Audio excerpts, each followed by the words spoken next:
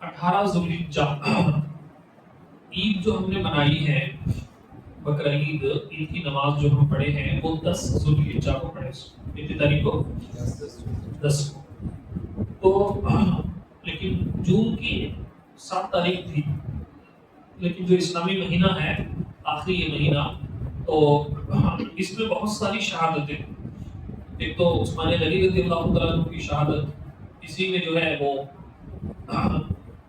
حضرت اسماعیل علیہ السلام کی بھی جو ہے ذکر ہے، یہ بھی عظیم قربانی۔ اور اسی آخری میں، اسی مہینے کے آخر میں جو ہے حضرت فاروق اعظم رضی اللہ تعالیٰ عنہ پر بھی ایک قول کے مطابق حملہ ہوا، اور ایک محرم کو جو ہے آپ کا وصال ہوا، یہ واقعات ملتے ہیں۔ تو شروع بھی قربانی اسلام کی اور آخری بھی قربانی، یہ آخری مہینہ ہے، اسلامی مہینہ جو چل رہا نا، تو یہ آخری مہینہ ہے، اسی لیے وہ مشہور شعر آپ نے سنا تھا، ذکر تھا آخری مہینے کا، تذکرہ چھڑ گیا مدینے کا، تو وہ اسی کا ذکر ہو، ذکر تھا آخری مہینے کا، تذکرہ چھڑ گیا مدینے کا، حاجیوں مصطفیٰ سے کہہ دینا ہم کے بارے سلام کہتے ہیں۔ اس میں جو کہا گیا کہ ذکر تھا آخری مہینے کا، تو کیونکہ اسلامی آخری مہینہ، ابھی حج کے بعد لوگ مدینے جاتے ہیں، تو اسی نسبت سے کہا گیا کہ ذکر تھا آخری مہینے کا۔ تو اسلام کا آخری مہینہ بھی جو ہے قربانیوں سے بھرا ہوا ہے، اور اس کی ابتدا محرم آپ جانتے ہیں، یہ بھی جو ہے قربانیوں سے، شہادتوں سے بھرا ہوا ہے۔ حضرت عثمان غنی رضی اللہ تعالیٰ عنہ کی شہادت 18 ذوالحجہ کو ہوئی۔ اس مناسبت سے جو ہے ان کا ذکر پوری دنیا میں محفلوں میں جو ہے ہوتا ہے، تو اسی مناسبت سے آج ان کی سیرت کے بارے میں کچھ اہم باتیں انشاءاللہ ہم سیکھنے کی کوشش کریں گے۔ ویسے تو جیسے میں بارہا ریکویسٹ کرتا ہوں آپ سے کہ یہ ایسے ہمارے ہیروز ہیں، یہ ایسے عظیم ہمارے لیڈرز ہیں کہ ان کی زندگی کا ایک ایک پہلو میں جو ہے ہزاروں باتیں ہمیں سیکھنے کا موقع ملتا ہے، اسی لیے آپ خود جو ہے ان کی زندگی کے بارے میں پڑھیں اپنے گھروں میں، اور اپنے فنکشنز پہ جو ہے ان کی سیرت کا ایک بیان رکھنا۔ جیسے بارہا میں بولتا ہوں کہ مسائل پر بھی ڈسکشن ہو، کبھی صدیق اکبر رضی اللہ تعالیٰ عنہ کی سیرت پر بیان، کبھی فاروق اعظم رضی اللہ تعالیٰ عنہ کی سیرت پر بیان، کبھی حضرت علی رضی اللہ تعالیٰ عنہ کی سیرت پر بیان، کبھی حسنین کریمین رضوان اللہ تعالیٰ علیہ مجمعین کی سیرت پر بیان، کبھی امام اعظم ابو حنیفہ کی سیرت پر بیان، کبھی امام شافعی کی سیرت پر بیان۔ تو یہ ایسے ہمارے عظیم ہیروز ہیں کہ اس زمانے میں انہوں نے جو ہے عظیم کارنامے سر انجام دیے۔ آج اگر ہوتے تو سائنس اینڈ ٹیکنالوجی کے زمانے میں وہ بات الگ تھی، لیکن اس زمانے میں جہاں پر کوئی سہولت نہیں تھی، کوئی فیسلٹیز نہیں تھی، اس زمانے میں انہوں نے جو ہے عظیم کارنامے، ایک ایک کارنامہ اگر آپ پڑھیں گے ان کی زندگی کا، روکتے کھڑے ہو جائیں گے، اور آپ کو واقعی جو ہے ان کی تعریف کرنے پر مجبور ہو جائیں گے، اور تمنا کریں گے کہ قیامت کے دن اللہ ان کے قدموں کے سائے میں ہمیں اٹھائے۔ اتنی برکتیں ان کی سیرت میں انشاءاللہ آپ کو ملیں گی۔ اسی لیے آپ خود پرسنلی کوشش کریں کہ ان کی سیرت کے بارے میں، ان کی زندگی کے بارے میں پڑھیں، سنیں، انشاءاللہ بڑا ایمان تازہ ہوگا۔ نمبر ایک بات یہ کہ اسلام سے پہلے بھی، آقا کریم علیہ السلام اعلان نبوت سے پہلے بھی جو ہے یہ فطری طور پر نیچرلی جو ہے عثمان غنی رضی اللہ تعالیٰ عنہ یہ بہت ہی پاکیزہ اخلاق والے، اور بہت ہی شرم و حیا والے، بہت ہی اچھے اخلاق والے اور پاک دامن تھے۔ مائیں جو ہے اسلام سے پہلے ہی اپنے بچوں کو حضرت عثمان غنی رضی اللہ تعالیٰ عنہ کی لوری دیا کرتی تھی، اور یہ کہتی تھی کہ ان کے جیسا اللہ انہیں بنائے۔ اسلام سے پہلے یہ خود فرماتے کہ دور جاہلیت میں بھی جو ہے یہ شرم سے بچا کرتے تھے، بے حیائی سے بچا کرتے تھے اس زمانے میں۔ جب دور جاہلیت میں جب ان کی پاکیزگی اور ان کی تقوی طہارت کا عالم یہ ہے، تو جب حضور سے ان کی وابستگی ہوگی، حضور نے جب ان کے ذات پر نگاہ کرم ڈالی، تو آپ اندازہ لگائیں کہ تب ان کا مقام و مرتبہ اور ان کی حیثیت، ان کی شان کا کتنا بلند مرتبہ ہوگا۔ ایک تو یہ عظیم پہلو ان کی سیرت کا کہ بہت سارے صحابہ ایسے تھے جو دور جاہلیت میں بھی جو ہے الحمدللہ اللہ نے جو ہے ان کی حفاظت فرمائی تھی، اور اسلام کے بعد بھی جو ہے اللہ تبارک و تعالیٰ نے وہی پاکیزہ سیرت میں عطا فرمائی۔ یہ جو ہے چوتھے مسلمان تھے۔ آقا کریم علیہ السلام کے اعلان کے بعد جو مسلمان ہوئے، یہ ان کا شمار جو ہے چوتھے نمبر پر ہوتا ہے، اور صدیق اکبر رضی اللہ تعالیٰ عنہ کی کوشش سے جو ہے ایمان لائے، ان کی انفرادی کوشش کے ذریعے سے۔ اس پر میں بعد میں انشاءاللہ کلام کروں گا کہ صدیق اکبر رضی اللہ تعالیٰ عنہ کی جو کوشش تھی اس کی وجہ سے وہ ایمان لائے، اور بعد میں انہوں نے جو کارنامے کیے، اسلام کو جو ان سے جو فائدہ پہنچا، اب قیامت تک جو ہے اس کا پورا ثواب جاریہ جو ہے انشاءاللہ صدیق اکبر رضی اللہ تعالیٰ عنہ کے حق میں جمع ہوگا۔ اسی لیے جو ہے اپنے یہ ہر سال آپ یہ سنتے ہی ہیں کہ انہوں نے کتنی قربانیاں دی۔ کون؟ عثمان غنی رضی اللہ تعالیٰ عنہ نے، جو اللہ اور اس کے رسول کی راہ میں پیسہ خرچ کیا، مال خرچ کیا، اور ان کا تقوی، اور انہوں نے جو مسلمانوں کو فائدہ پہنچایا، اور انہوں نے جو قرآن جمع کیا، اسی لیے ان کو جامع القرآن کہتے ہیں، اور خطبے میں بھی پڑھتے ہیں کامل الحیاء والایمان، ذوالنورین کہہ کر جو ان کے القاب ہیں، اس میں سے ایک ان کا کارنامہ کہ انہوں نے قرآن کو جمع کیا۔ تو یہ سب کا پورا ثواب جو ہے صدیق اکبر رضی اللہ تعالیٰ عنہ کے حق میں جمع ہوتا ہے، کیونکہ انہی کی کوشش کے ذریعے سے جو ہے یہ ایمان لائے۔ اسی لیے یہ آپ بھی اور میں بھی سوچیں کہ چلتے پھرتے کوئی بچہ کٹے کو بیٹھا ہے، کہیں جو ہے وہ بچہ سرکل میں کھڑا ہے، کوئی بچہ چائے کی دکان پہ کھڑا ہے، مسلمان ہے، لیکن اگر آپ اسے ہاتھ پکڑ کر مسجد کو لے کر آئیں گے، کہیں مکتب پڑھا رہے کوئی حافظ صاحب، اس بچے کو لے آ کر وہاں بٹھائیں گے آپ، تو وہ ایک چھوٹی کوشش جو ہے وہ بچے کی پوری زندگی بدل سکتا، اور وہ بچہ آگے چل کر کتنا بڑا دین کا کام کر سکتا، آپ سوچ و گمان میں بھی یہ تصور نہیں کر سکتے کہ آپ کی ایک چھوٹی کوشش کے ذریعے سے کتنا بڑا کارنامہ ہو سکتا۔ اسی لیے جو ہے آپ ہمارا یہ اجتماع ہے، اور 5 ٹائم کی نماز بھی چلتے چلتے کہیں جاتے جاتے جو ہے آپ کسی نوجوان بچے کو یا کسی بوڑھے کو بھی یا جوان بچے کو بھی یا 10-12 سال کے بچے کو بھی جو ہے آپ اجتماع میں لے کر آئیں گے، تو ایک آپ کی چھوٹی کوشش جو ہے وہ بچی کی زندگی میں انقلاب برپا کر سکتا۔ آپ ہو سکتا ہے کہ اسی دن آپ کا انتقال ہو جائے، دوسرے دن ہی آپ کا انتقال ہو جائے، موت کا کوئی بھروسہ نہیں ہے۔ آپ نے بہت سارے واقعات دیکھے ہیں، اور حال ہی میں جو پلین کریش کا جو ایک عظیم جو ایک صدمہ ہمارے سامنے ہے، وہ ہماری آنکھوں کے سامنے ہے کہ موت کتنا قریب ہے اور کیسا موت گھیر لیتی ہے، اور 1 سیکنڈ میں اور چند سیکنڈ میں جو ہے کئی 100 لوگوں کو جو ہے وہ اس حادثے نے موت کے گھاٹ اتارا۔ یہ ہم تصور بھی نہیں کر سکتے، دور دور تک جو ہے بندے کے وہم و گمان میں بھی نہیں ہوتا کہ میں مر سکتا۔ اسی لیے ایک چھوٹی کوشش، ہم اپنے آپ کو بچا نہیں سکتے، ہزاروں ٹیکنالوجی، ہزاروں انوویشنز ایڈوانس میں ہونے کے باوجود بھی جو ہے ایسے خطرناک حادثے ہو سکتے۔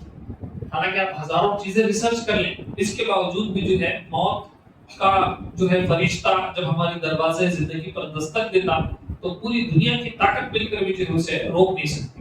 لیکن ایسی چھوٹی چھوٹی نیکیاں، انفرادی کوشش جسے بولتے، دیکھو ہمارا یہ جو بیان ہے نا، یہ اتنا زیادہ اثر نہیں کرتا، لیکن کسی ایک بندے کو سپریٹ لے جا کو، کسی ایک بچے کو، آپ کو 10th کا بچہ ہے، 9th کا بچہ ہے، اسے بچے کو جو ہے سپریٹ آپ بٹھا کو کہیں سمجھائے، یا اسے جو ہے کوئی آپ چائے وغیرہ پلا کر، کھانا وغیرہ کھلا کر بچے کو اجتماع میں لے کر آئے، قافلے میں لے کر آئے، وہ ایک بندہ، وہ ایک بچہ جو ہے ہو سکتا ہے کہ آگے چل کر پورے محلے کو سدھار سکتا، بڑا کارنامہ کر سکتا۔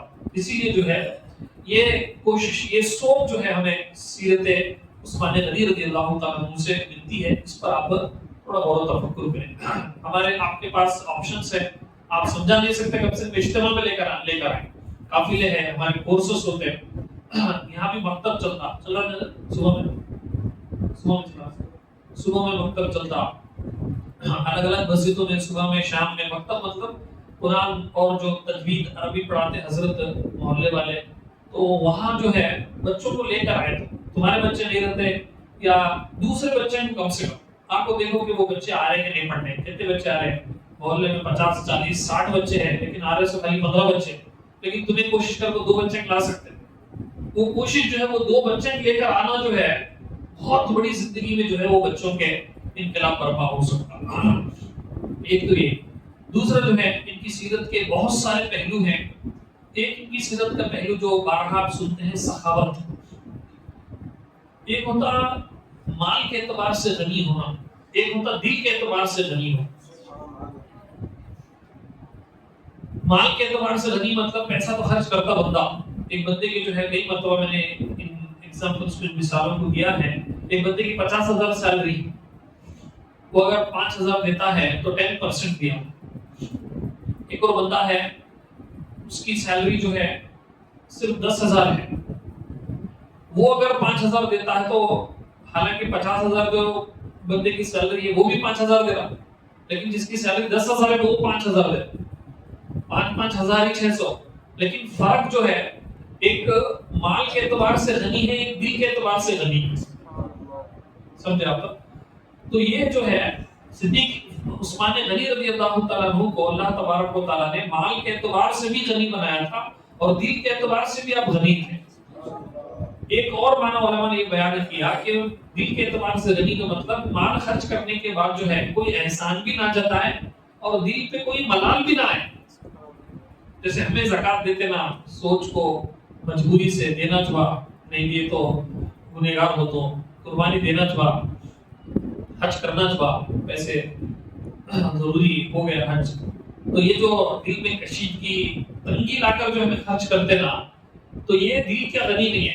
یا کسی کو دینا غریبہ ہے یا مہر دینا یہ سب چیزیں جو ہمیں پیسہ خرچ کرتے نا، تو یہ مال کے اعتبار سے تو آپ غنی ہو سکتے، لیکن دل کے اعتبار سے غنا یہ اسی وقت ملے گی جب آپ کے دل میں اللہ کی راہ میں خرچ کرتے وقت بھی بعد میں بھی جو ہے کسی بھی طرح کی تنگی نہ آئے اور توقع نہ رکھیں، احسان کا بدلہ نہ رکھیں. ایسا نہیں کہ بھئی ہمیں چندہ دیے اور حضرت سلام بھی کریں گے، ہم چندے کے ٹائم کو سلام کرے اور سامنے سے کیا سلام بھی کریں گے، کیوں توقع کر رہے ہیں. اما عائشہ رضی اللہ تعالیٰ عنہ حضرت ام سلمہ ایسے عظیم خواتین تھے، ازواج مطہرات، اور حضور کے خاندان سے ان کا تعلق تھا. یہ جب کوئی صدقہ خیرات کرتے تھے تو اپنی باندی کو جو کام کرنے والے ہیں ان کو جا کر کہتے تھے کہ جا کر دیکھو کہ وہ اس صدقے کے بعد کون سی دعا دے رہا. وہی دعا ریپیٹ کر دیا کرتے تھے کیونکہ دعا کے بدلے میں دعا مل گئی اور جو صدقہ خیرات کیا وہ خالصتاً اللہ کی طرف سے بدلہ ملے. کیونکہ جب ہم صدقہ خیرات کرتے ہیں تو سامنے والا دعا دیتا، تو وہ دعا بھی ایسا نہ ہو کہ بھئی ہمارے صدقہ خیرات کے بدلے میں وہ دعا برابر ہو جائے، نہیں، بلکہ دعا کی توقع بھی نہ ہو. سامنے والا جو دعا کر رہا ہے ویسی دعا ہم بھی دے دیں گے تاکہ اس کا بدلہ کوئی نہ رہے، اور ہم جو دے رہے ہیں خالصتاً اللہ کی طرف سے وہ بدلہ قیامت کے دن ملے، یہ امید رکھا کرتے. اب ہمارے ہاں جو ہے وہ صدقہ و خیرات کرنے کے بعد توقع کرتے کہ سلام کرنا ہونا، ملنا یا ہمیں گلفوشی کرنا، ہمیں بھی جو ہے وہ دین کا کام کرنے میں ہمیں بھی اتنا سپورٹ کرے. بات بولے بھی نہیں، بولے بھی نہیں، اسٹیج کو بٹھے نہیں، ہم سامنے تو بلانا تھا کم سے کم. یہ جو توقع ہے یہ دل کا غنا نہیں بلکہ ایک فارمیلٹی ہوتی ہے. لیکن عثمان غنی رضی اللہ تعالیٰ عنہ کی سیرت جب آپ پڑھتے ہیں آپ یہ عقل حیران ہو جائے. اتنے واقعات ہیں صرف ان کی سخاوت پر. انہوں نے جو اللہ کی راہ میں خرچ کیا جو پیسہ مال، اس پر اگر بیان کریں گے تو 2-3 گھنٹے بیان ہو جائے. اتنے واقعات ان کی سیرت کے ملتے کہ انہوں نے کس طریقے سے جو ہے حضور کی زندگی جب حیات تھے حضور علیہ السلام تب بھی انہوں نے خرچ کیا، بعد میں بھی صدیق اکبر کے زمانے میں، فاروق اعظم کے زمانے میں، خود اپنی زندگی میں مرتے دم تک انہوں نے جو صدقہ خیرات کیا. اتنی مثالیں، اتنے واقعات ہیں کہ 2-3 گھنٹے بیان کر کے تو بھی جو ہے ٹائم کم پڑ جائے. 1-2 واقعات میں آپ کو بتاؤں گا حصول برکت کے لیے. مرتبہ جو ہے وہ مکے میں مدینے میں جو ہے قحط پڑا. قحط مطلب اناج کی کمی، کھانے پینے کے لیے جب لوگ ترستے اس کو قحط سالی کہتے. اس ٹائم پر جو ہے کئی دنوں سے جو ہے لوگ بھوکے پیاسے تھے، اناج نہیں تھا کھانے کے. اسی دوران جو ہے عثمان غنی رضی اللہ تعالیٰ عنہ کے 1000 اونٹ، کتنے 1000 اونٹ اناج کے ساتھ غلے کے ساتھ جو ہے آئے. بڑے بزنس مین تھے، تاجر تھے، بلینئر تھے اس زمانے کے، معمولی نہیں. آج سائنس اینڈ ٹیکنالوجی کے زمانے میں ہمارے بڑاری میں شاید 5-10 لوگ رہیں گے جو انٹرنیشنل بزنس کرنے والے ہوں گے، لیکن اس زمانے میں نہ کوئی ٹرانسپورٹیشن کی اتنی فیسلٹی تھی. اس زمانے میں انٹرنیشنل بزنس کیا کرتے تھے عثمان غنی رضی اللہ عنہ، اتنا زیادہ جو ہے وہ کاروباری کیا کرتے تھے. تو مال کا کتنے اونٹ آئے؟ 1000 اونٹ گلے کے ساتھ، اناج کے ساتھ آئے. اب جیسے آئے تو پورے بزنس والے آگے، بزنس ڈیل کرنے والے، کاروبار کرنے والے آگے، اور ان کو جو ہے کمرے میں لے کر گئے. جیسے اسپیشل ڈیل جب ہوتی ہے تو ایک سپریٹ روم میں بلا لے جا پر ڈسکشن ڈیل ہوتی ہے. تو ایسی ڈیل ہوئی تو انہوں نے کہا کہ ہم آپ سے مال خریدنا چاہتے ہیں، 10 کا 12 دیں گے، یعنی کتنا 20%. نہیں، مجھے عثمان غنی رضی اللہ تعالیٰ عنہ نے کہا کہ مجھے اور زیادہ ملنے والا ہے. نہیں، ہم آپ کو 10 کا 14 دیں گے، بات 15-16 تک گئی. حیرت ہوئی جو لوگ آئے تھے، تاجر، بزنس کرنے والے. بھئی سب بزنس کرنے والے، سب تاجر جو ہے آپ کے سامنے بیٹھے ہیں مدینے کے، آخر وہ کون ہے جو آپ کو اتنا زیادہ دینے والا ہے اور کتنا ملے گا؟ انہوں نے کہا کہ مجھے اللہ 1 کے بدلے میں 10 دے گا، اور اتنا دے گا کہ قرآن کی آیت ہے کہ اللہ 700 تک اضافہ کر کے دے سکتا. تو فرمایا کہ یہ پورا کا پورا مال جو ہے میں مدینے کے سب مسلمانوں میں جو ہے اللہ کی رضا کے لیے صدقہ کر دیتا. ڈیل نہیں، میں اندازہ لگاؤ 100 نہیں بلکہ 1000 اونٹ، مطلب آج کے زمانے میں سمجھو کہ کنٹینر، مطلب ایک بڑی گاڑی یہی سمجھو، جیسے لوری ایچر وغیرہ آئی، اس میں فل اناج ہے، وہ پورا کا پورا اللہ کی رضا کے لیے جو ہے راہ خدا میں صدقہ کرتے ہیں. معمولی بات نہیں ہے. ہمیں مسجد میں جو ہے وہ ڈبہ آتا نا، 10 روپے نرم نوٹ ڈالتے، کلی نوٹ رکھے، اور سامنے کو تو ٹھہرے گا تو وہ الگ بات، لکھانے ایک ٹائم لکھا ڈالتے 1000 روپے کا، تو لیکن پوچھنے جانا پھر وہ 10 ٹائم بات کرنا، حضرت تم 1000 روپے لکھے تھے نا، دے رہے نہیں، میں ڈائریکٹ دے دوں، ڈائریکٹ دے دوں تو ستا. کیوں برکت تھی، کیوں اللہ نے انہیں نوازا تھا، کیوں ان کا نام آج بھی زندہ ہے، کیوں رہتی دنیا تک جو ہے ان کے فیوز و برکات جاری ہے؟ کیونکہ واقعی جو ہے وہ سخاوت کا دریا ان کی ذات کے اندر تھا. لیکن ہمارے اندر جو کنجوسی ہے، ہمارے اندر جو ہے، اب ہم دوسرے یاد آتے رہتے ہیں.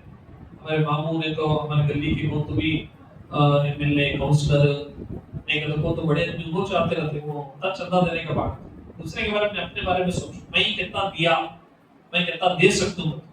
جب بھی ہم ایسے واقعات سنتے نا، پہلے دوسرے یاد آتے رہتے، وہ دے سکتے تھا، وہ دینا تھا، وہ نہیں دیا، ہوتا چل وہ کہتا لکھیں گے. یہ بھی جو ہے شیطان کا وسوسہ، وہ چھوٹی سوچ اپنی ذات پر، کیونکہ اگر اخلاص ان کے اندر زیادہ ہوگا تو ہو سکتا ہے، کیونکہ صدیق اکبر رضی اللہ تعالیٰ یہی وہ جنگ تبوک کا واقعہ ہے، اس کو جو ہے وہ تنگی اور غربت کا غزوہ کہتے ہیں. اس وقت جو ہے وہ روم سے جنگ ہونی تھی اور 1 لاکھ کا لشکر تھا سامنے، اور مسلمان صرف 30,000 کے تھے. دھوپتی ہوئی دھوپ تھی، غربت تھی، اور کچھ بھی ساز و سامان نہیں تھا. اس ٹائم پر جو ہے آقا کریم علیہ السلام منبر پر جلوہ فرما ہو کر اعلان کرتے ہیں کہ کون جو ہے مسلمانوں کی اس وقت مدد کرتے ہیں. تو پہلے اعلان کرتے ہیں کہ 100 اونٹ اناج سمیت میری طرف سے. یہی وہ واقعہ تھا جس میں جو ہے صدیق اکبر رضی اللہ تعالیٰ عنہ اپنا سارا مال لے کر حضور کی بارگاہ میں قربان کر دیتے، اور بدن کے کپڑے بھی قربان کر دیتے، صرف ایک ٹاٹ کا کپڑا لے کر آتے. وہ واقعہ ہے، وہ اس پر میں نہیں جاؤں گا، کئی مرتبہ آپ نے سنا ہے. تو عثمان غنی رضی اللہ پہلے 100 اعلان کرتے، پھر حضور علیہ السلام پھر اعلان کرتے. اس طریقے سے ہاتھ اٹھا کر اللہ کی بارگاہ میں دعا کرتے. صحابہ فرماتے ہیں کہ حضور کی بغل کی نورانیت چمکنے لگی، اس قدر جو ہے حضور دعا کرنے لگے. پھر عرض کرتے کہ پھر اعلان کرتے حضور، پھر 200 اونٹ، پھر 300 اونٹ، اس طریقے سے کرتے کرتے 600 اونٹ کا جو ہے اعلان فرما دیتے عثمان غنی رضی اللہ عنہ. اور جب دینے کی بات آتی نا تو روایت میں فرمایا گیا کہ 950 اونٹ آپ نے جو ہے وہ گلہ سمیت وہ صحابہ کو عطا فرمایا. حالانکہ کمٹمنٹ صرف 600 اونٹ کا تھا لیکن دیتے وقت کم نہیں کرے. ہمارے یہاں الٹا ہوتا ویسا, میں بولے تھے ذرا دیکھ دیتے بعد میں کریں گے کرتے گا تو, لیکن دیتے وقت ابھی زیادہ عطا فرمایا. اس وقت حضور علیہ السلام نے فرمایا کہ اب سے عثمان جو چاہے کرے, اللہ نے جو ہے ان کو آزاد فرما دیا. اس کی تشریح علماء نے یہی فرمائی کہ اللہ اتنا راضی ان سے ہو گیا, اب شیطان اور نفس سے جو ہے ان کی حفاظت فرمایا, اب ان سے گناہ ہو ہی نہیں سکتا. ویسے تو معصوم صرف انبیاء ہیں اور فرشتے, صحابہ جو ہے یہ محفوظ ہوتے ہیں, معصوم ان کو نہیں کہا جاتا. صرف انبیاء معصوم ہیں, ان سے گناہ سرزد نہیں ہوتا. فرشتے معصوم ہیں لیکن اللہ جو ہے صحابہ کی حفاظت فرماتا. بلکہ یوں کہیں کہ دنیا ہی میں جو ہے انہوں نے کیش دے کر جنت خرید لی. دوسروں نے تو وہ یوں سمجھے کہ عمل کے اعتبار سے, حضور نے دنیا ہی میں جو ہے ان کو جنت کی سرٹیفکیٹ عطا فرمائی. بے شمار ان کے واقعات. ایک اور واقعہ, وہ ایک کنواں تھا, وہ روما یہودی تھا, ویر روما نام سے کنواں تھا, اور وہ یہودی مدینے میں آج بھی وہ کنواں ہے, اور اس سے لوگ جو ہے سیراب ہوتے, باغ سیراب ہوتے.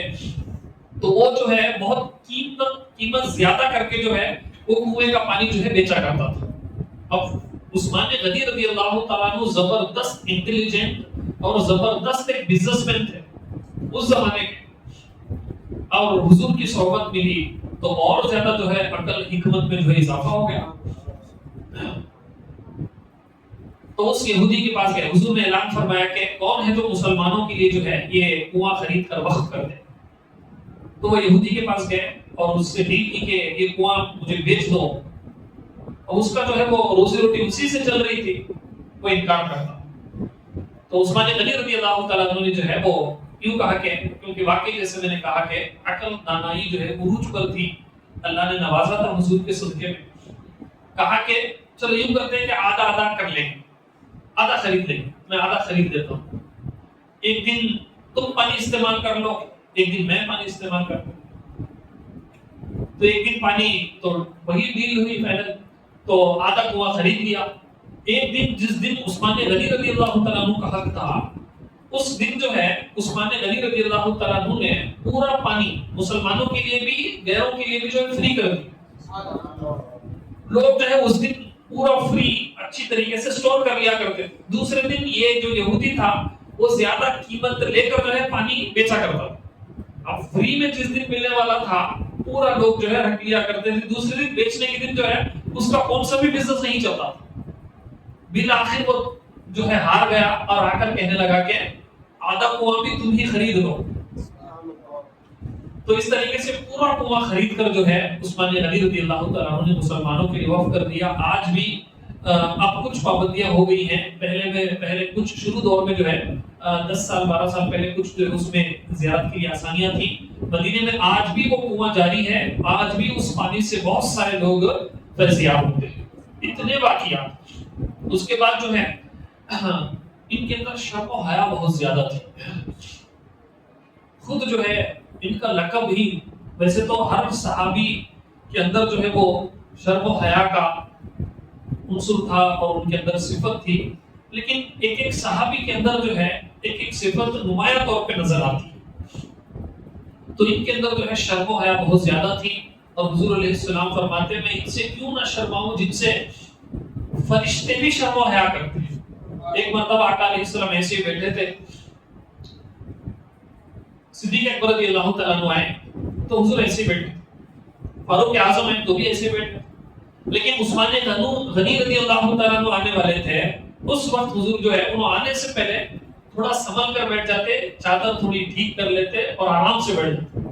تو جب پوچھا گیا کہ کیوں ایسا, حالانکہ اس وقت بھی جو ہے حضور ایسے ہی اچھی انداز میں ہی بیٹھے تھے, لیکن اور زیادہ احتیاط ہو کر اور زیادہ سنبھل کر حضور علیہ السلام بیٹھ گئے.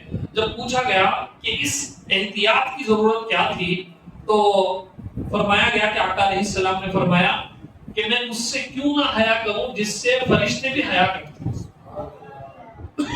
تو یہ شرم و حیا جو ہے بہت امپورٹنٹ ہے. اب اس سے بھی بات پتا چلی کہ ہر ایک کا مزاج جیسا ہوتا ہے اس اعتبار سے ہمیں بھی تھوڑے چینج ہونا. یہ میرے آقا علیہ السلام کی ایک بہترین کوالٹی. حضور ایک بہترین لیڈر بھی ہیں، ایک بہترین قائد بھی، ایک بہترین شوہر بھی، ایک بہترین مینیجر بھی. ہر لحاظ سے جو ہے میرے آقا علیہ السلام کامل. تو اس سے پتہ چلا دیکھو دو صحابہ ہیں لیکن حضور ان کی مزاج کے مطابق ایسے بیٹھے ہیں، لیکن تیسرے صحابی آئے ان کی سوچ ان کی طبیعت کیسی تھی اس اعتبار سے حضور تھوڑا سنبھل گئے، تھوڑا چینج ہو گئے. یہی چیز ضرورت ہے آج ہمارے ریلیشن شپ، ہماری شادیاں، ہمارے بچے اور ہماری دوستیاں اور جہاں ہم کام کرتے ہیں، ہم بزنس کرتے ہیں، ان چیزوں کو سمجھ کر کے ہمارے ٹیم ممبرز، ہماری فیملی والے کیسے ہیں، ان کی طبیعت کے مطابق تھوڑا ہم چینج ہو. اب گھر میں دو لوگ ہوتے چاہے میاں بیوی، کوئی کسی کو فین زور ہونا پسند ہوتا، کسی کو کم پسند ہوتا، کسی کو جو ہے وہ یہاں پر سونا پسند ہوتا، کسی کو گرم پانی، کسی کو ٹھنڈا پانی. لیکن ہم جو ہے وہ ضد، اسی لیے کہا گیا کہ لائف از کمپرومائز. چینج ہونا ہے، آپ کو ایڈجسٹ کرنا ہے.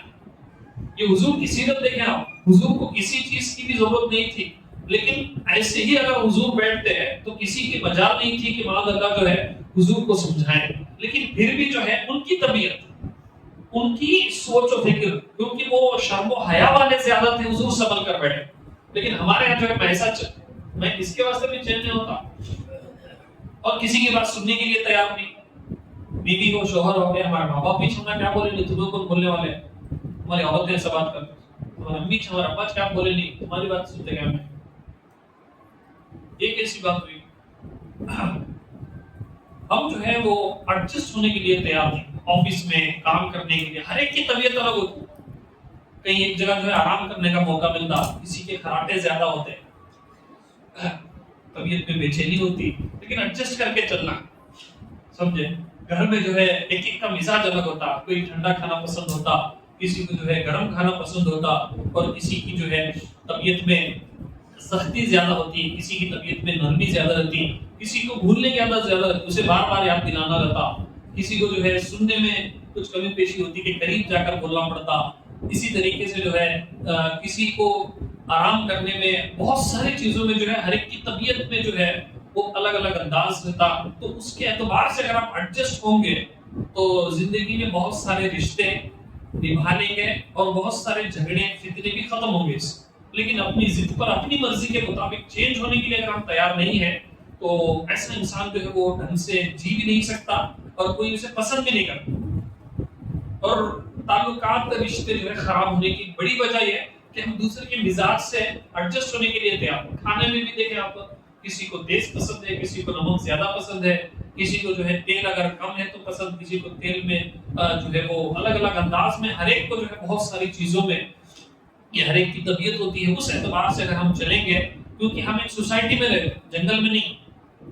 آپ کہاں پر بھی جائیں جو ہے آفس میں، کالج میں کام کرنے والے، بزنس بھی کرتے ہیں تو 100 طرح کے کسٹمرز آئیں گے. ہر کسٹمر کا مزاج الگ ہوتا، لیکن آپ کی طبیعت جو ہے، آپ اگر کسٹمر کے مزاج کے مطابق ایڈجسٹ ہو کر اگر آپ بزنس کریں گے تو انشاءاللہ آپ کامیاب بزنس مین ہوں. نہیں آپ کی ضد ہوگی کہ میں ہر ایک کو میری مرضی، میں اس کے لیے بھی جو ہے وہ بدلتا نہیں، ایڈجسٹ نہیں ہوتا بولے تو بہت مشکل آپ کی زندگی ہوگی. یہ میرے آقا علیہ السلام کی عظیم سیرت کا پہلو ہے، اس پر انشاءاللہ پھر کبھی کلام کریں گے. تو شرم و حیا کے حوالے سے جو ہے عثمان غنی رضی اللہ تعالیٰ عنہ بہت مشہور تھے. اب ہمارے ہاں جو ہے وہ شرم و حیا کا مطلب بھی معلوم نہیں اور اس کے جو تقاضے ہیں وہ تک بھی معلوم نہیں. کتنے نوجوان بچے ہیں، اب یہ جو ستر ہے، گھٹنے نظر آنا، یہ ستر کی حفاظت کرنا یہ ضروری ہے. گھٹنے رانے یہ دکھانا اور دیکھنا دو بھی گناہ. صبح ہی اٹھے دودھ نہ میں ایسا لگے گڑگے دکھ رہے، تمہیں جو ہے پورا سینہ کے پورے شولڈرز دکھا سکتے. مرد کی بات بول رہا ہوں، مردوں کے حوالے سے تو نہیں بات ہے. ناف سے لے کر گھٹنوں کے نیچے تک اتنا حصہ چھپا رہنا ضروری ہے. بہت سارے لوگ ایون باتھ روم میں بھی جب جاتے ہیں، ابھی انٹر ہوتے رہتے ہیں، تبھی لنگی وغیرہ پہنے تو فولڈ کر لیتے، ان کے نظر آتے. سمجھ بھی بات ہے. اس کے بہت سارے تفصیلی مسائل، شرم و حیا کا دور دور تک تصور ہی نہیں. سمجھ بھی بات ہے. ایک گھٹنے دیکھنا دکھانا دو بھی گناہ. نوجوان بچے کرکٹ کھیلنے گئے اور جو ہے جاگنگ کو گئے، رننگ کو گئے، کام کرنے گئے، اور جو ہے کبھی کلیننگ چل رہی گھر کی کہیں پر بھی، یہ گھٹنے نظر آ رہے. یاد رکھو گھٹنے اور یہ رانے وغیرہ جو ہے یہ ستر میں آتے ہیں مرد کے گنہگار۔ شرم و حیا جو ہے اس کے بارے میں معلومات حاصل کرنا یہ فرائض و واجبات میں آتا ہے کہ کس چیز سے جو ہے وہ بے حیائی کہلاتی، کون سی چیز ہے، اس کے بارے میں تفصیلی احکام سیکھنا سمجھنا ہمارے لیے ضروری ہے۔ اس سے بڑھ کر یہ کہ میں جو ہر بار ایک درد فکر جو آپ کے سامنے رکھتا ہوں، اگر کسی کی شادیوں میں کسی کے فنکشن میں ایسا ہوتا ہے یا ہوا ہے تو ان کو دیکھو نہ آپ یہاں پر بیٹھو، لیکن جو ہے ہمارے ہاں شادیوں کے موقعوں پر جو بے حیائی ہوتی ہے ویڈیو شوٹنگ کے نام پر، وہ ہماری آنکھوں کے سامنے ہے۔ کسی عالم سے کسی مفتی سے آپ پوچھو، میری بات نکالو، میں ایک معمولی سا طالب علم ان پڑھ ہوں، میری بات کو آپ رد کر دو، لیکن کسی اچھے عالم سے کسی مفتی سے آپ پوچھو کہ گھر کے فنکشن میں کوئی اجنبی باہر کا مرد آ کر جو اس میں اکثر جو ہے وہ غیر مسلم ہوتا یا فاسق و فاجر ہوتا، وہ ویڈیو شوٹنگ کے نام پر ہماری ماں بہنوں کی ویڈیوز لیتا ہے، یہ جائز کیا حضرت کا؟ تو کون سے حضرت سے آپ پوچھو۔ دولہے کو دلہن کو دولہا بعد میں دیکھتا، پہلے ویڈیو کیمرہ میں دیکھتا۔ بہرحال اس پر بہت ساری باتیں ہیں، اگر اس پر میں کلام کروں گا تو ٹاپک بھی ڈائیورٹ ہو جائے گا، اور یہ کیونکہ عثمان غنی رضی اللہ تعالیٰ عنہ کی سیرت کے اندر جو شرم و حیا جو تھی، اتنے واقعات ملتے کہ یہ حالانکہ جب تنہائی ہو اور کوئی بھی دیکھنے والا نہیں ہو، غسل کے وقت جو ہے آپ برہنہ ہو کر بھی نہا سکتے، کسی کی نظر پڑنے کا اندیشہ نہیں ہے، آپ اکیلے ہیں تو پورے کپڑے آپ نکال کر بھی نہا سکتے، لیکن فرمایا گیا کہ آپ کبھی بھی جو ہے غسل کے وقت بھی جو ہے آپ پورے برہنہ نہیں۔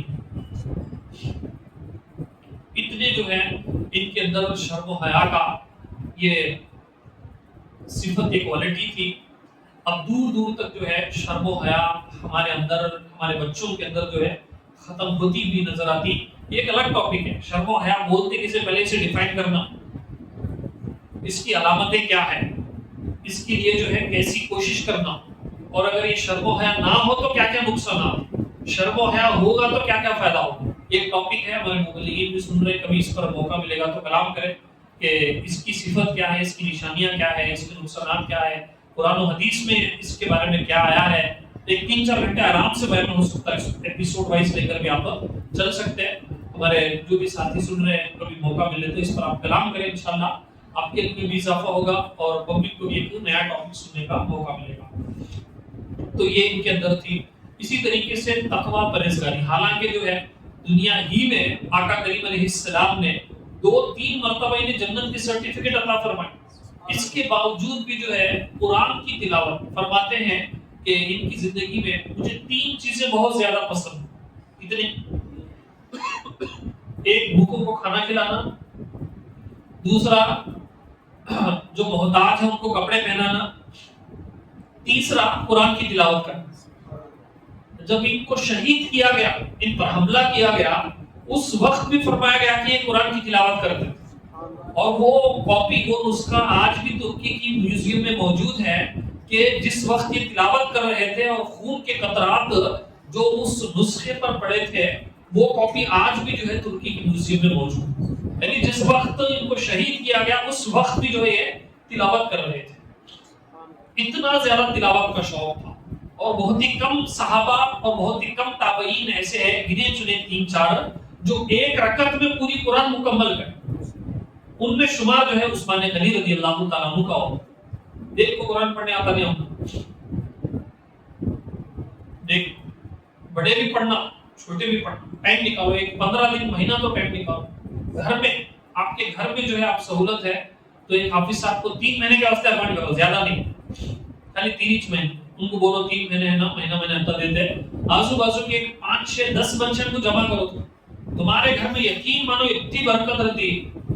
اور وہ مشہور روایت آپ کو معلوم ہے، تمہیں بہترین وہ ہے جو قرآن سیکھے اور دوسروں کو سکھائے، خیرکم من تعلم القرآن وعلمہ، کہ تمہیں بہترین لوگ وہ ہے جو قرآن سیکھے اور سکھائے، سمجھے؟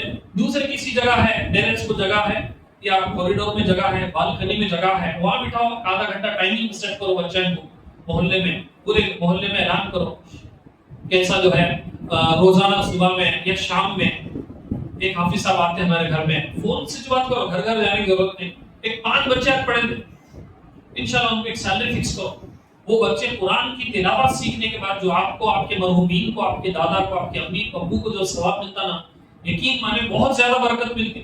ہمارے لوگ کیا کرتے، انتقال ہوا فوراً لے جا کے جو ہے مسجد میں قرآن رکھ ڈالو، پہلے پوچھو تو پوچھو ضرورت ہے کیا نہیں، لیکن تو مسجد میں بھی جو ہے لوگ موبائل میں دیکھ کے قرآن پڑھ رہے ہیں، سمجھے؟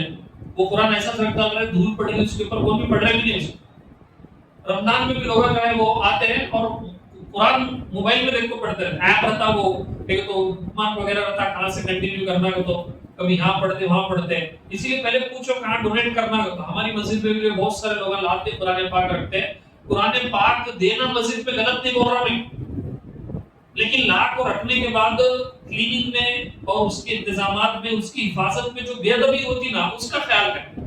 لا کو رکھے، کلیننگ نہیں ہو رہی، یہ کلیننگ کرتے وقت یہاں سے وہاں سے اٹھانا، جو آزمائشیں وہاں کے خادم کو اور مسجد کی ذمہ داروں کو ہوتی ہے بہت بڑی۔ ہاں اگر کتابوں کی ضرورت ہے تو پوچھو، لیکن ایسے بچے کو کتابیں دے کو تمہیں جیسے میں بتایا 3 مہینے 4 مہینے تمہارے گھر میں سمجھے ایک روم ہے وہی ایک آدھا گھنٹہ چھوٹا چھت ہے گھر، تو حافظ صاحب پڑھائے تک جو ہے لیڈیز کو روم میں رہتے ہیں، فیکٹری ٹائمنگ کو حافظ صاحب آ پڑھے روم میں ہال میں پڑھے چلے گئے، چھوٹے گھر میں بھی آپ انتظامات کر سکتے ہیں۔ یہ قرآن کی خدمت جو ہے انشاءاللہ اگر آپ کریں گے قیامت کے دن انشاءاللہ عثمان غنی رضی اللہ تعالیٰ عنہ آپ سے راضی ہوں گے اور ان کا ساتھ انشاءاللہ ملے گا، کیونکہ یہ بھی قرآن سے محبت کیا کرتے تھے۔ اب ہمارے یہاں قرآن خوانی ہوتی اللہ ماشاءاللہ اچھے حافظ صاحب ہے تو انہوں بتاتے، لیکن جس انداز سے قرآن خوانی ہوتی نا پورے لوگوں زور زور سے پڑھ رہے ہیں۔ قرآن کو جب پڑھا جائے تو ایک بندہ پڑھے، قرآن کی آیت کا مفہوم ہے کہ جب قرآن پڑھا جائے تو خاموشی سے سنو، سمجھے؟ قرآن کی آیت کا حکم ہی جب قرآن کی تلاوت ہو تو خاموشی سے سنو تاکہ تم پر اللہ کی رحمت ہو۔ اسی لیے نماز پہ بھی امام صاحب پڑھ رہے تو پیچھے لوگ خاموش رہنا۔ بہت سارے ایسے لوگ ہمیں دیکھے جو مطلب بزرگ ہو گئے رہتے 40 سال سے نماز پڑھتے رہتے، امام صاحب سورہ فاتحہ پڑھتے رہتے، انہوں بھی پڑھتے رہتے پیچھے، نہیں پڑھنا گناہ ہو، سمجھے؟ تمہیں تنہا پڑھ لے تو پڑھ سکتے، حالانکہ ظہر اثر میں بھی امام صاحب پڑھتے، لیکن تمہیں نہیں پڑھنا، خاموشی سے سننا۔ تسبیح پڑھ سکتے، اتحاد پڑھ سکتے، ثنا پڑھ سکتے۔ جنازے کی نماز میں کہ تو قرآن نہیں رہتی وہ دعا پڑھ سکتے، قرآن پڑھنا منع ہے امام کے پیچھے، سمجھے؟ یہ اس کے بعد جو ہے ان کی سیرت میں بہت سارے پہلو ہیں، ان کے سیرت کے اندر جو ہے نرمی، اسی نرمی کا فائدہ اٹھا کر جو ہے وہ دشمنوں نے وہ چال بازیاں اور سازشیں کر کے جو ہے ان کو معاذ اللہ شہید کیا گیا۔ اور ایک سب سے بڑی چیز آپ کو میں بتاتا چلوں کہ ایک ایسا گروپ ہے آج جو عید غدیر نامی مناتا ہے 18 ذوالحجہ کو، یہ وہ لوگ ہیں جو معاذ اللہ حضرت علی کو بڑا چڑھا کر صدیق اکبر، فاروق اعظم اور عثمان غنی کو گھٹانے کی کوشش کرتے ہیں۔ صحیح یہ ہے کہ حضور کے بعد پوری امت میں مرتبہ سب سے ٹاپ کس کا ہے؟ صدیق اکبر رضی اللہ تعالیٰ، بولو کس کا؟ ان کے بعد فاروق اعظم، ان کے بعد عثمان غنی، ان کے بعد حضرت علی۔ حضرت علی لیکن ان کا بھی مرتبہ بہت بڑا ہے، ان کے قدموں میں ہمارے ماں باپ قربان حضرت علی کی۔ حضرت علی کے نکاح میں حضور کی ایک بیٹی آئی تو ان کا مقام و مرتبہ اتنا ہے، تو عثمان غنی کے نکاح میں حضور کی 2 بیٹیاں ہیں تو ان کا مرتبہ کتنا بلند ہوگا۔ اسی لیے ان کو ذوالنورین کہتے ہیں کہ 2 نور والے، سمجھے آپ؟ ایک بات یہ ہوئی، اب وہ ایک گروپ ایسا نکلا، وہ شروع سے ہے تاریخ میں، ان کی سوچ یہ ہے کہ ایک مقام ہے غدیر خم، ایک لوکیشن ہے، وہاں پر جو ہے آقا علیہ السلام نے حضرت علی کی شان بیان کی کہ جس کا میں مولا ہوں اس کا علی بھی مولا ہے، اور یہ مددگار کے معنی میں ہے کہ جس کا میں مددگار ہوں۔ جیسے روایت ہے حضرت علی کی شان بھی ہے کہ میں علم کا شہر ہوں، علی اس کا دروازہ ہے، یہ بھی ہے حضرت علی کی شان۔ ہمارے سراخوں پر ہم حضرت علی کی بھی شان بیان کرتے ہیں، حضرت عثمان غنی کی بھی شان بیان کرتے ہیں، اور وہ صحابہ بھی ویسے تھے۔ حضرت علی خود جو ہے ان تینوں کے پیچھے نماز پڑھا کرتے تھے، اور حضرت علی کے بیٹے ہیں نا، ان حضرت علی کے بیٹوں کا نام اگر آپ دیکھیں گے تو ایک کا نام ابو بکر ہے، ایک کا نام عثمان ہے، ایک کا نام فاروق ہے۔ تو حضرت علی خود جو ہے ان تینوں سے محبت کرتے، لیکن ایک گروپ ایسا نکلا جو معاذ اللہ جو ہے حضرت علی سے محبت تو کرنے کا دعویٰ کرتا لیکن صحابہ سے نفرت کرتا. یہ گمراہ ہے. بعض صورتوں میں جو ہے یہ گروپ، یہ کیٹیگری کے لوگ جو ہے کافر ہیں، اور انہوں جو ہے آج معاذ اللہ حضرت عثمان غنی کے انتقال کے دن جو ہے معاذ اللہ عید مناتے، خوشی مناتے، کیونکہ نفرت کی وجہ سے. اور سوشل میڈیا پر جو ہے یہ ویڈیوز بھی وائرل کرتے کہ عید غدیر مبارک کا تو بول کو یاد رکھو. ایسی ویڈیوز، ایسے سٹیٹس شیئر کرنا رکھنا یہ بہت بڑی گمراہی ہے اور بعض صورتوں میں کفر بھی ہو سکتا، سمجھے. اسی لیے جو ہے صرف سوشل میڈیا پر کسی چینلز کو فالو کرنا. بہت سارے ہمارے نوجوان، آج میں نے خود بہت سارے لوگوں کو جو ہے کریکشن کیا کہ آپ یہ سٹیٹس رکھو رکھو. اسی لیے ایسی اچھی محفلوں میں، اچھے اجتماعات میں، قافلے میں اگر آپ آئیں گے تو معلوم ہوگا. یہ آپ کی ذمہ داری، جتنے یہاں بیٹھے نا، آپ جو ہے ان نوجوانوں کو دعوت دے کر ایسے اچھے اجتماعات میں لائیں. اس لیے نہیں کہ میں بیان کروں، اس لیے نہیں کہ لوگ مجھے فالو کرنا، اسی لیے نہیں کہ ہمارے محفل میں زیادہ لوگوں دیکھنا کا تو نہیں، بلکہ جو ضروری معلومات ہے اس سے لوگ بہت دور ہے. صرف انسٹاگرام میں، فیس بک پہ یہ چیزاں فالو کر کو اسی کو دین سمجھ لیے بچے، کیا بھی معلوم کچھ نہیں. اور سامنے والا بولنے والا میں ایسا لگتا کہ وہ اچھا باتاں بول رہے ہیں، نہ کیسا کرتا. تو ہوا یوں کہ اس مقام پر جو ہے آقا علیہ السلام نے جو ہے، اور وہ تاریخ بھی 18 ذوالحجہ کی تھی. اس تاریخ کو جو ہے آقا علیہ السلام نے حضرت علی کی تعریف کی اس ڈیٹ کو، اور اتفاق سے جو ہے اسی دن عثمان غنی رضی اللہ تعالیٰ عنہ کا بھی وصال ہوا، یعنی بعد میں وہ ڈیٹ کو جو ہے اتفاق سے بعد میں اسی ڈیٹ کو جو ہے حضرت عثمان غنی رضی اللہ تعالیٰ عنہ کا بھی وصال ہوا. اب یہ لوگوں کی سوچ کیا کر بولے تو معاذ اللہ پہلے خلیفہ صدیق اکبر نہیں، حضرت علی کو تو بولتے ہیں. اسی کی وجہ سے جو ہے خرابی پیدا ہو، اسی لیے جو ہے وہ گروپ، وہ جماعت جو ہے گمراہ ہے. پہلے خلیفہ کون؟ صدیق اکبر رضی اللہ عنہ، دوسرے فاروق اعظم، اس کے بعد عثمان، اس کے بعد حضرت علی رضی اللہ تعالیٰ عنہ. ان کے بعد جو ہے 6 مہینے حضرت امام حسن نے جو ہے خلافت چلائی. ان کو جو ہے خلفائے راشدین کیا بولتے ہیں؟ یہ 4 صحابہ، صدیق اکبر، فاروق اعظم، عثمان غنی، حضرت علی، امام حسن رضوان اللہ تعالی علیہم اجمعین. ان کو جو ہے خلفائے راشدین بولتے ہیں، اور ان کی خلافت کو خلافت راشدہ بولتے ہیں. اور حضور نے ان کی عظمت یہ بیان کی کہ تم پر میری اور میرے خلفائے راشدین کی اتباع لازم، یعنی مجھے بھی فالو کرنا اور ان صحابہ کو بھی فالو کرنا، سمجھے. اور ان چاروں میں دیکھیں آپ، 2 حضور کے سسر ہیں، 2 حضور کے داماد، یعنی حضور کے صحابہ بھی ہیں، حضور کے گھر والے بھی ہیں، سمجھے. صدیق اکبر رضی اللہ تعالیٰ عنہ اور فاروق اعظم، ان دونوں کی بیٹیاں حضور کے نکاح میں ہیں، اور عثمان غنی اور حضرت علی کے نکاح میں حضور کی بیٹیاں. اور وہ مشہور واقعہ آپ نے سنا بھی ہے، اور کئی مرتبہ علماء کی محفل میں آپ نے سنا ہے کہ عثمان غنی رضی اللہ تعالیٰ عنہ کا نکاح پہلے حضرت رقیہ سے ہوا. ان کے وصال کے بعد حضرت ام کلثوم سے جو ہے حضور نے ان کا نکاح فرمایا. اب آپ سوچو، ایک معمولی دنیا کا کوئی ایم ایل اے، ایم پی ہے، کوئی بڑا آدمی ہے، یا کوئی غریب بھی ہے لیکن عزت والا، اچھی سوچ و فکر رکھنے والا، اچھے خاندان والا، انہیں جب اپنی بیٹی کا نکاح کرتا تو کس قدر جو ہے دولہے اور داماد کو ویریفائی کرتا، اس کے اخلاق کو دیکھتا، اور چھان بین کر کے، کراس ویریفائی کر کے جو ہے وہ اپنی بیٹی کا نکاح کرتا. ایک معمولی آدمی اگر بھئی انہیں ان کی بیٹی سے نکاح ہوا ہوتا ہے، ان کی بیٹی کبھی ہے، وہ اچھا سٹار ہے وہ، تو ہمیں ایسا بات کر کہ وہ خاندان میں کر لیے گئے تو انہوں. تو آپ سوچو، جو ساری کائنات کی امام ہے، جو سارے نبیوں کے سردار ہے، اس نبی کی 2 بیٹیاں، ایک نہیں 2 بیٹیاں حضرت عثمان غنی کے نکاح میں ہے، تو ان کا مقام و مرتبہ کتنا بلند ہوگا اب اندازہ لگائیں. صرف یہ ایک جملہ کافی، بہت سارے ان کے فضائل ہیں، لیکن یہ ایک ان کی زندگی کا پہلو کہ عثمان غنی رضی اللہ تعالیٰ عنہ کے نکاح میں حضور کی 2 شہزادیاں ہیں، یہی ان کی فضیلت کے لیے کافی. اور یہ بھی یاد رکھو ضمن کہ 2 سگی بہنوں کو ایک ہی دن نکاح میں نہیں رکھ سکتے. مرد کے لیے 4 کی اجازت ہے، سو کرنا ضروری کیا نہیں، سمجھے. اور وہ بھی شریعت میں کیا ہے، اگر انصاف کر سکتے ہو تو 4 2 3 نہیں تو ایک ہی کافی ہے. قرآن کی آیت ہے. اگر تمہیں ڈر ہے کہ تم انصاف نہیں کر سکتے تو صرف ایک تمہارے لیے کافی ہے. اب ہمارے یہاں 4 کو تو بولتے ہوئے نہیں خوش ہو جاتے خدا ہی، لیکن اس کے جو احکام ہیں وہ بہت تفصیل ہیں.